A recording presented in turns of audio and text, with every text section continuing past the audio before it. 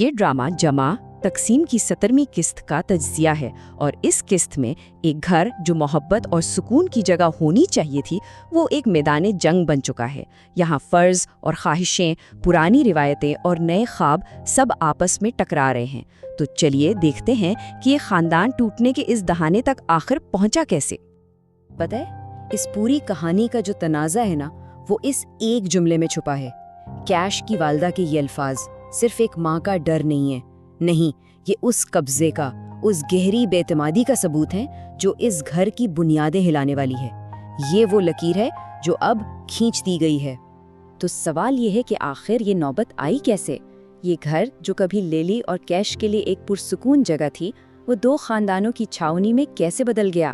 چلیں سمجھتے ہیں کہ کیسے خاندانی ذمہ داریوں نے اس نوجوان جوڑے کو ایک ایسی صورتحال میں لا کھڑا کیا جہاں سے واپسی بہت مشکل نظر آ رہی ہے۔ دیکھیں، ہوا یہ کہ سب کچھ بہت تیزی سے ہوا۔ ایک طرف لیلا کے والدین پہلے سے ہی ان کے ساتھ تھے اور پھر اچانک کیش کے والد کی بیماری نے سارا منظر ہی بدل دیا۔ اب ایک فرما بردار بیٹے کی طرح کیش اپنے والدین کو اپنے پاس لے آیا۔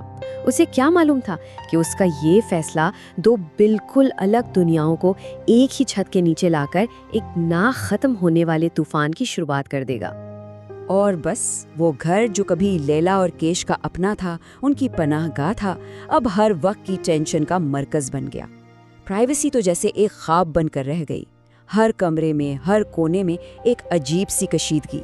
یہ اب صرف ان کا گھر نہیں تھا بلکہ دو مختلف سوچوں، دو مختلف تہذیبوں کا میدان جنگ بن چکا تھا۔ لیکن بات صرف جگہ کی لڑائی کی نہیں تھی، نہیں، یہ معاملہ اس سے کہیں زیادہ گہرا تھا۔ یہ دو الگ الگ دنیاؤں کی، ان کی توقعات کا ٹکراؤ تھا جو اب کھل کر سامنے آنے ہی والا تھا۔ اور ان دونوں خاندانوں کے بیچ فرق زمین آسمان کا ہے۔ ایک طرف ہیں کیش کے والدین جو بیٹے کے گھر کو اپنی سلطنت سمجھتے ہیں، جہاں ان کے خیال میں بہو کا کام صرف خدمت کرنا ہے، ہر چیز پر شک، ہر بات میں شکایت۔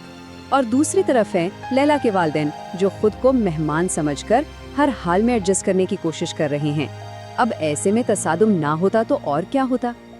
کیش کے والد کی سوچ میں شک کا زہر کس حد تک گھل چکا ہے، یہ اس ایک جملے سے بالکل صاف ظاہر ہے۔ وہ اپنی بیماری کو بھی ایک چال سمجھ رہے ہیں۔ ان کے ذہن میں یہ بات بیٹھ گئی ہے کہ انہیں یہاں لا کر بے عزت کیا جا رہا ہے، یہ دکھانے کے لیے کہ ان کے بیٹے کے گھر پر اب دوسروں کا راج ہے۔ اور یہی سوچ اس گھر میں لگی آگ پر تیل کا کام کر رہی ہے۔ اور پھر کہانی میں ایک ایسا موڑ آتا ہے جہاں ایک عام سا جاب انٹرویو اب کوئی ذاتی معاملہ نہیں رہتا، بلکہ روایت اور جدیدیت کے بیچ ایک بہت بڑی جنگ کا میدان بن جاتا ہے۔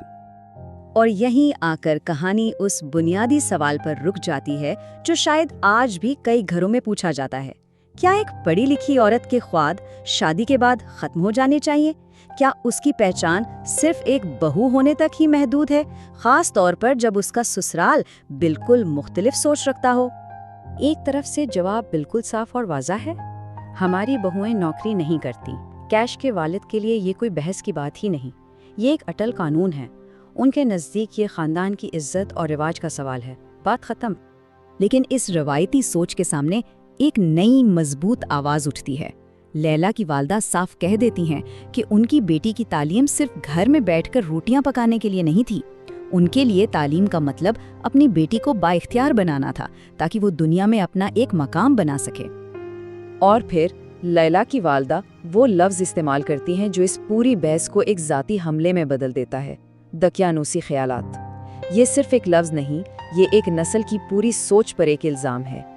اس ایک لفظ سے یہ واضح ہو جاتا ہے کہ وہ کیش کے والدین کی سوچ کو صرف پرانا نہیں سمجھتی بلکہ معاشرے کی ترقی میں ایک رکاوٹ سمجھتی ہیں۔ لیکن اس جنگ میں جو دو نسلوں کے درمیان دو سوچوں کے بیچ لڑی جا رہی ہے، اصل میں پس کون رہا ہے؟ لیلا اور کیش، وہ جوڑا جو اپنے ہی گھر میں اپنوں کے بیچ میں تقسیم ہو کر رہ گیا ہے۔ ذرا ان دونوں کی حالت تو دیکھیں۔ کیش کو ایک طرف اپنے والدین کی عزت رکھنی ہے تو دوسری طرف بیوی کے خوابوں کا خیال کرنا ہے۔ لیلا کو سسرال کا بھرم بھی رکھنا ہے اور اپنے والدین کی امیدوں کو ٹوٹنے بھی نہیں دینا۔ جب کیش گھر میں امن کے لیے انٹرویو چھوڑنے کو کہتا ہے تو لیلا کو لگتا ہے کہ اس کے خوابوں کی قربانی مانگی جا رہی ہے۔ وہ دونوں بیچ میں ثالث بننا چاہتے ہیں لیکن ہر کوئی انہیں اپنی طرف کھینچ رہا ہے اور وہ بیچ میں ٹوٹ رہے ہیں۔ اور کیش کی بے بسی کا عالم تو یہ ہے کہ وہ اپنے دوست کے سامنے اپنی مکمل شکست مان لیتا ہے۔ وہ ایک ایسے دوراہے پر کھڑا ہے جہاں وہ نہ ایک اچھا بیٹا بن پا رہا ہے اور نہ ہی ایک اچھا شوہر۔ وہ جانتا ہے کہ وہ کچھ بھی کر لے، کسی نہ کسی کی نظر میں وہ ناکام ہی رہے گا۔ یہ اس کی بے بسی کی انتہا ہے۔ تو قسط ختم کہاں ہوتی ہے؟ ایک خاموش طوفان پر۔ گھر میں ایک ایسی کشیدگی ہے، طوفان سے پہلے والی خاموشی، جہاں کوئی بھی ایک انچ پیچھے ہٹنے کو تیار نہیں۔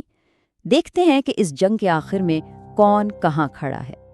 تو آخر میں صورتحال یہ ہے، کیش کے والدین اپنے فیصلے پر ڈٹے ہوئے ہیں کہ بہو گھر سے باہر قدم نہیں رکھے گی۔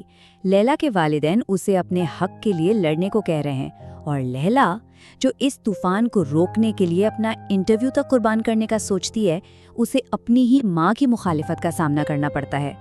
کوئی جھکنے کو تیار نہیں اور گھر کا سکون داؤ پر لگ چکا ہے۔ اور یہ قسط ہمیں اسی ایک بڑے سوال کے ساتھ چھوڑ جاتی ہے کہ جب روایت اور جدیدیت ایک ہی چھت کے نیچے ٹکرائیں تو پھر امن کی قیمت کون چکاتا ہے؟ کیا گھر کا سکون کسی کے خوابوں کی بھیٹ چڑھتا ہے، یا پھر پرانی دیواروں کو گرا کر ہی نئی بنیاد رکھی جا سکتی ہے؟ کیونکہ آخر میں یہ کہانی صرف ایک ڈرامے کی نہیں، یہ تو شاید ہمارے ارد گرد موجود ان گنت گھروں کی کہانی ہے، ایک ایسی تقسیم کی کہانی جو دیواروں میں نہیں بلکہ دلوں اور ذہنوں میں ہوتی ہے۔